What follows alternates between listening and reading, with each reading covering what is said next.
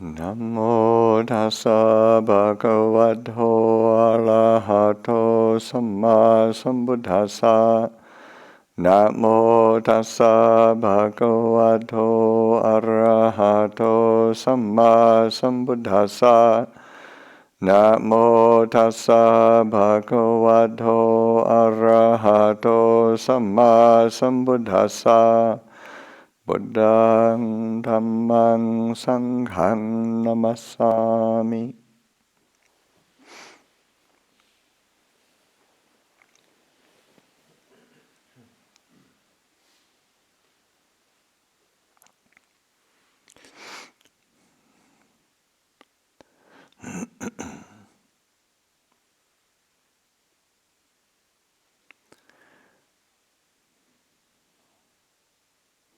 So as Ajahn mentioned last night, we're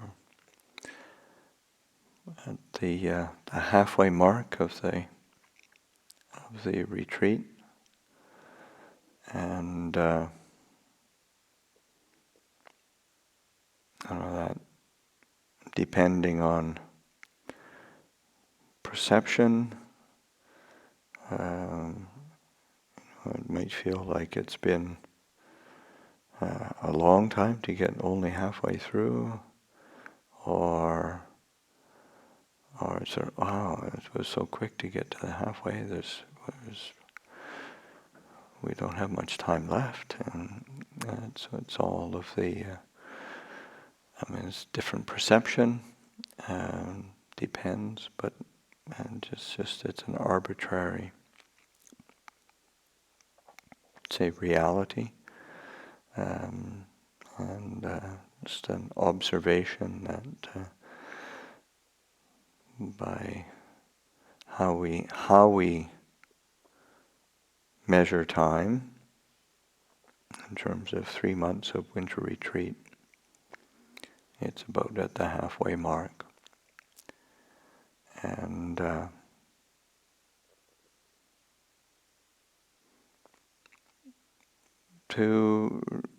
just to encourage people to really pay attention to how to make the best use of your time, this retreat time, and to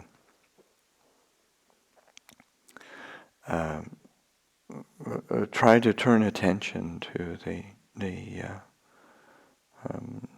the aspect of understanding, of insight,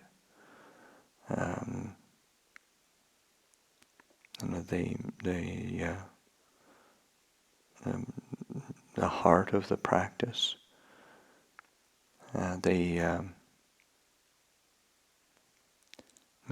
of course, saying the heart of the practice doesn't mean that there's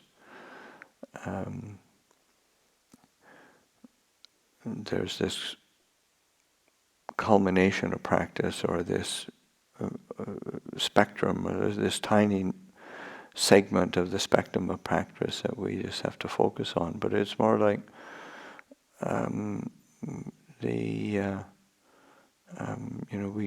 we cultivate all these different elements of the practice, mindfulness, precepts, the various practices, or even Dhutanga Dhutanga practices, and the meditation, and the different elements of investigation, and they're all important. They play their role, but and it's important to understand how they play the role. But it is this whole path that, say, as in the Dhammacakkappavattana Sutta, said it brings insight, brings understanding, or it the word karani, chaku karani, jnana karani. Karani is it's the verb to do. It makes. It makes for insight. It makes for knowledge. But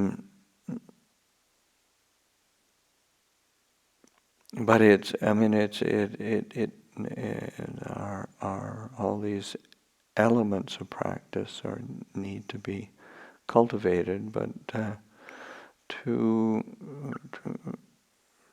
try to encourage the mind toward the elements of disenchantment, dispassion, relinquishment, freeing the heart from its entanglements.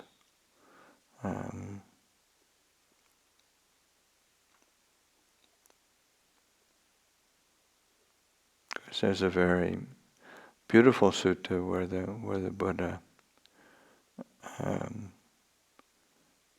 course they're all beautiful really, but where the Buddha,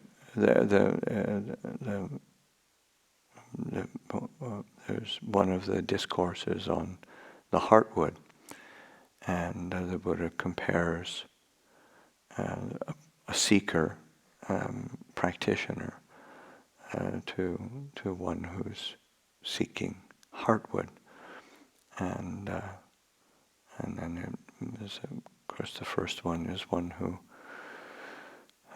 practices, and they have this aspiration for practice there, and they recognize the entanglement of here I am subject to birth and sickness and death, and there must be a way out. I'm subject to defilement and attachment. The mind is subject to these difficult mental states, emotions, and I suffer. There must be a way out. And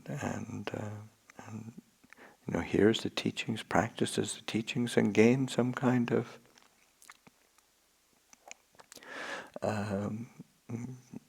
respect for having done that, and it's quite ordinary. There's some kind of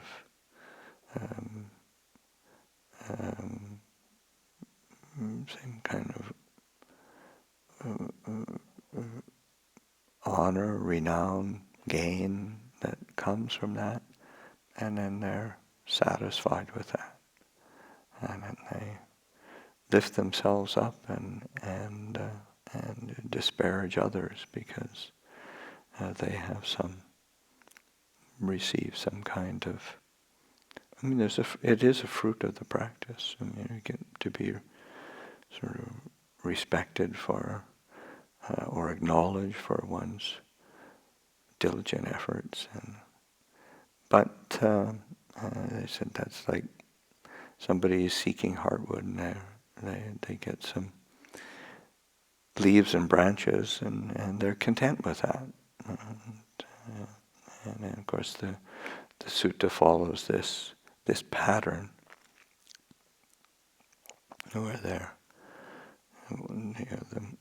person is motivated to practice because of the recognizing the inherent suffering of the human condition, and they keep the precepts, and they have this virtue, and then they're content with that, or they're really they're really strict in the different kinds of rules that they keep, tudanga wat, and the agreements in the monastery, keeping to the vinaya, keeping to the moral precepts, and again they're sort of content with that, proud of that. Lift themselves up, look down on others because of they're not quite as pure. And said that's like somebody who's goes out in the forest looking for heartwood, and they, all they come back with is the bark, the outer bark of a tree. Or the Buddha says there's the one who keeps the same has that motivation, has that kind of sobering recognition of the limited nature of the human condition, that pervasive discontent, and they see the limitation of gain, honor, renown, see the limitation of just keeping precepts and rules for their own sake, and then they practice meditation, and they become skilled in their meditation, they become peaceful, and they gain some tranquility, bright states of mind, and they're content with that. And and then so it's like they're a person who's seeking heartwood, but is in, they're not content with the leaves and branches. They're not content with the outer bark, but then all they take back is the inner bark of the tree. That's and then the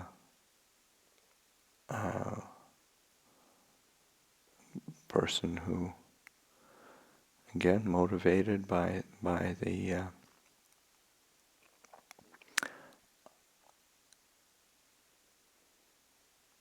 dukkha and the suffering of the external world, internal world, and seeks a way out. And they're not content with just the recognition or respect or the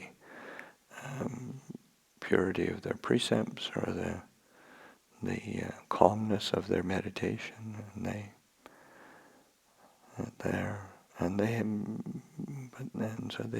they realize have some knowledge, have some vision and knowledge, jnana dasana. So so getting a glimpse of the scope of the Buddha's teaching, getting a glimpse of or even having an insight into the nature of the Buddha's teaching, his path, and but then one is content with that. They don't take it further. And the Buddha compares that to the kind of the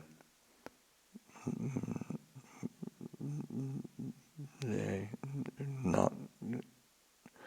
It's like the kind of the soft wood, and so the Buddha and Buddha said, giving the encouragement Yeah, one does practice with that um, with the precepts. One does practice with the meditation. One cultivates it. One develops it. One practices with insight and knowledge. But one has to turn the attention to the freeing the heart from its attachments, freeing the heart from its biases, freeing the heart from its entanglements. And he said, and the Buddha finishes the sutta that this holy life, this practice is not for the benefits of that come, or in terms of respect or renown, or it's not for the benefits of virtue. It's not for the benefits of samadhi. It's not for the benefits of even knowledge and vision and insight. But it's for the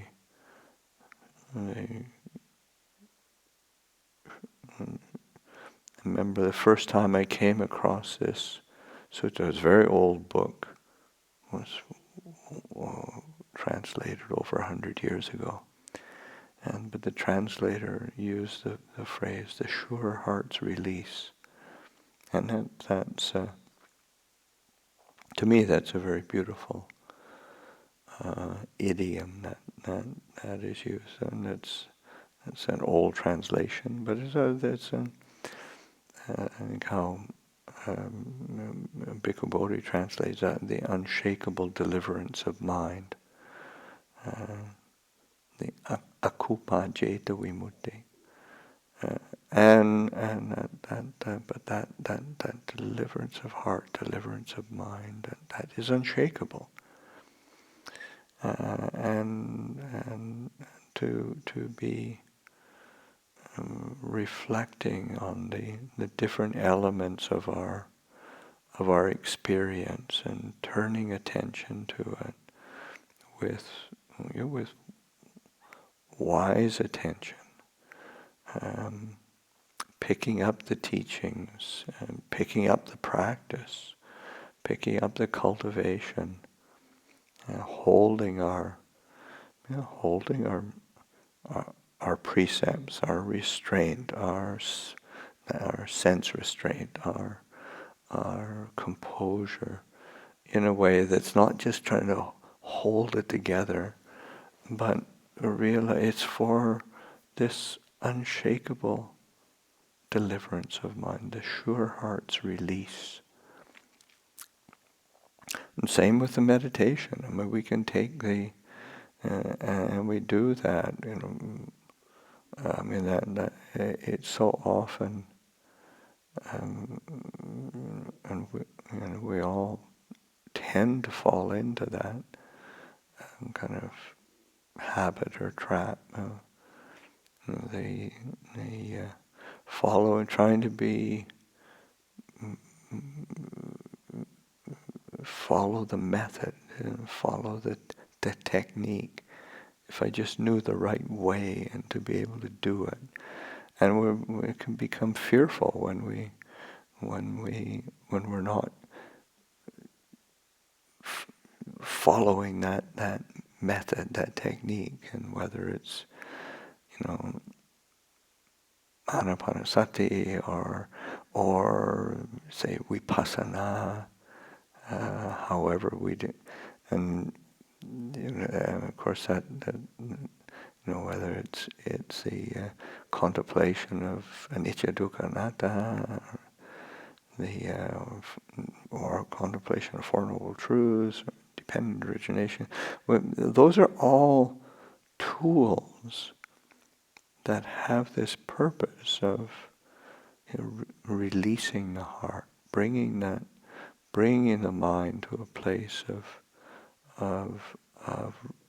relinquishment, release, dispassion, disenchantment, disentangling. So it's like encouraging the mind, encouraging the heart to shed its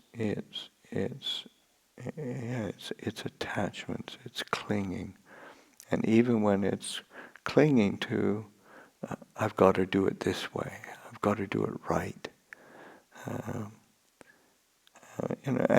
which is a noble sentiment, but we can trap ourselves into just if we just repeat the right thing enough times, somehow we're going to get it.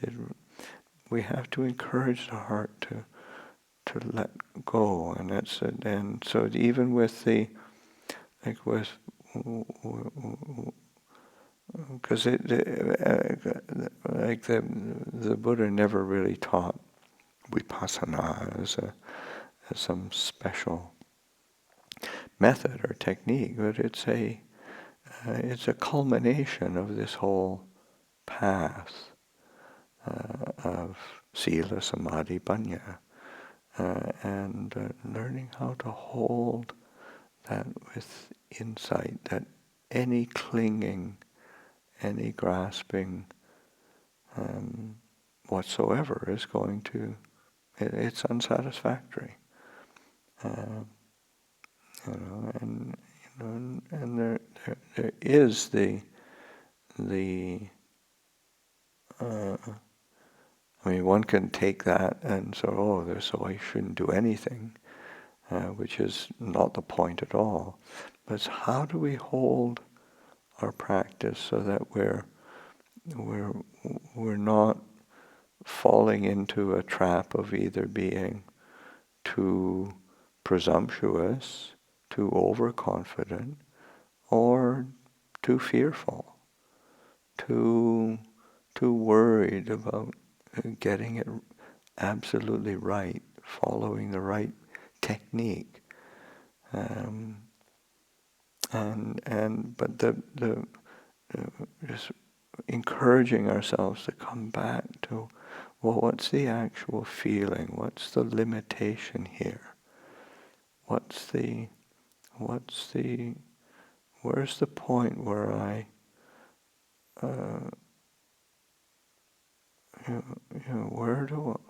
what do I grasp at? What do I hold on to? Where do I lose my clarity? Because we can lose our clarity either by, again, trying too hard, trying to hold the mind, trying to hold the mind steady, trying to make the mind concentrated, or we lose it, lose that clarity when we drift. We're not holding it steady enough. We're not. So that in terms of samadhi, that balance is needed. Insight is exactly the same. The sense of self. What do we cling to in terms of that sense of self, of me, that I-making, the mind-making, the underlying tendencies to conceit. What do we hold to? And what are we afraid of letting go? And it's investigating that sense of self. What do we identify with? What do we assume into existence? And that sense of, because some things, of course, we're quite happy to let go of. Some weird obsession or some habit that's is really irritating to us. But then that sense of me, being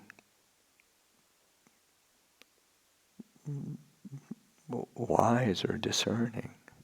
I mean, it can be very attractive.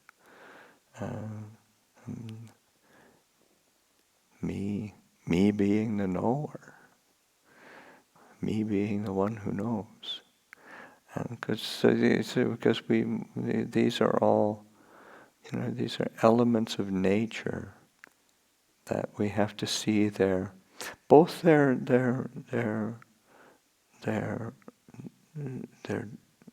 allure, the gratification, and the drawback, and then the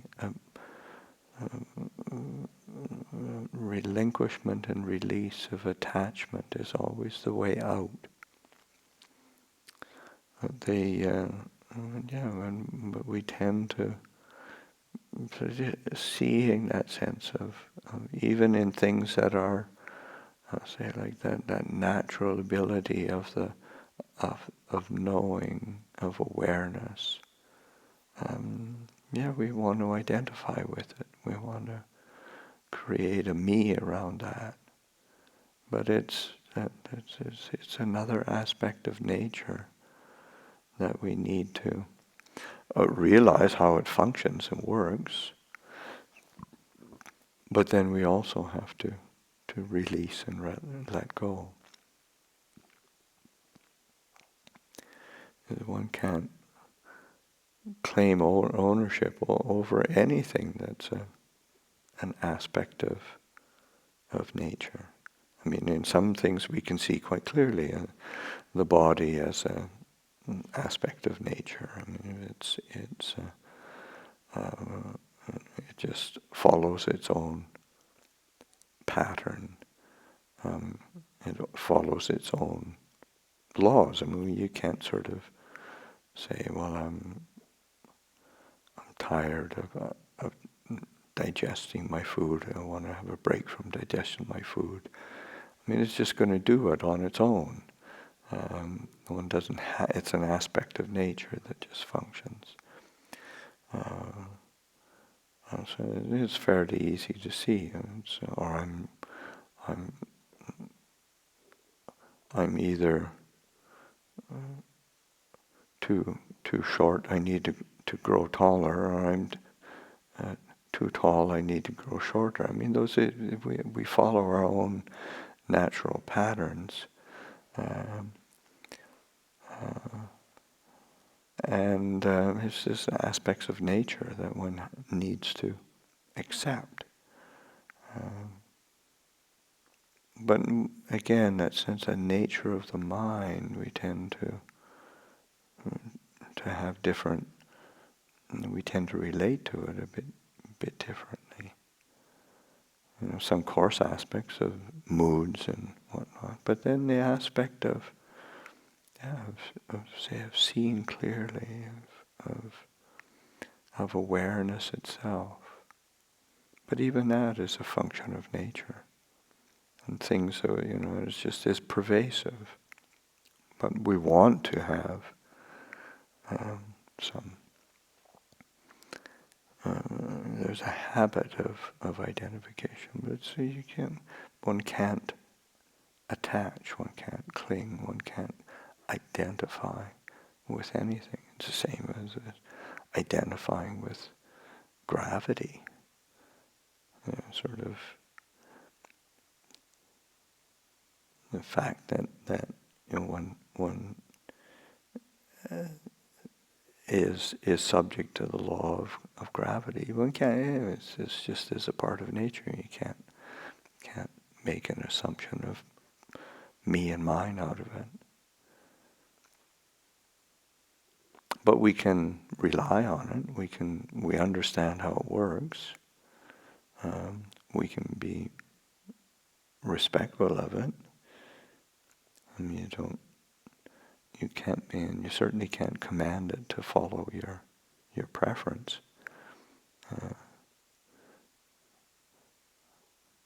You go up, you go up a set of stairs, and you can feel gravity pulling you back. you go down a set of stairs and you want to be very careful how you go down, because it's gravity will pull you down a bit more quickly if you're not careful and mindful. But it's, in the end, it's just an aspect of nature. So the relating to the mind and investigating it with these different elements that help to turn attention to that quality of dispassion, of disenchantment. Try those reflecting from the aspects of say the structure of the Four Noble Truths. Say there is this, and of course the classical base for investigation. There is this intent. There is this form. There is feeling, perception, mental formations, consciousness. But there is this. There is this form. What is its origination? What's its basis of coming into being? And there is a cessation. There is an ending. And there's a path leading to the end. So this structure of the Four Noble Truths, in terms of all experience, and particularly, coming back to investigate this thing that we call a being, a me sometimes. And we call it that. It has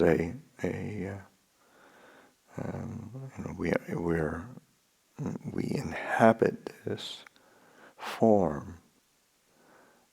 Within this form, we experience feeling, perception, mental formations, moods, thoughts, ideas, views, opinions, and consciousness itself. But that's taking it and investigating it from this perspective of this is okay. This is what it is. This is where this is what its origin is. This is where it came to be. This is how it did, and its cessation. What does it feel like? What's the experience of that cessation, that ending, and what's what's the path leading cessation? Looking from that perspective of those Four Noble Truths of it, and then that aspect of what's the allure, what's the gratification, what's the attractive quality, what's the disadvantage, what's the problematic nature, and what is the release, where is that found? So that again, not just trying to get the technique down, or even making that into a technique. I mean, it's helpful. These are tools that are really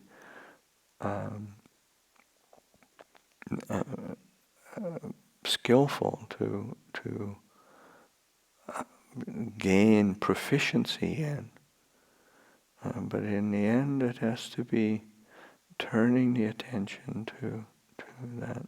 Where do we release? Where do we let that sure heart's release, or that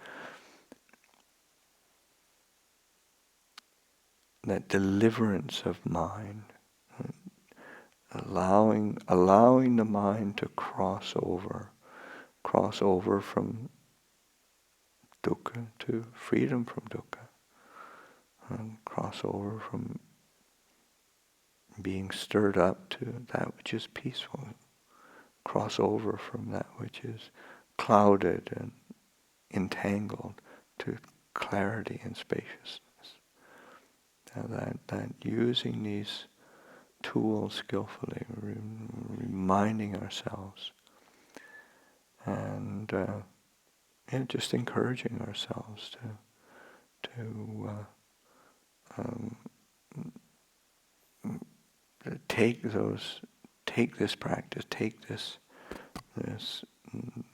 this training, these tools that the Buddha has given us, and take it to the heartwood, take it to the essence, and that's what the Buddha is. It's not that any of the other things aren't valuable, useful, necessary, but they're in the say that their purpose is to help lead one to that heartwood.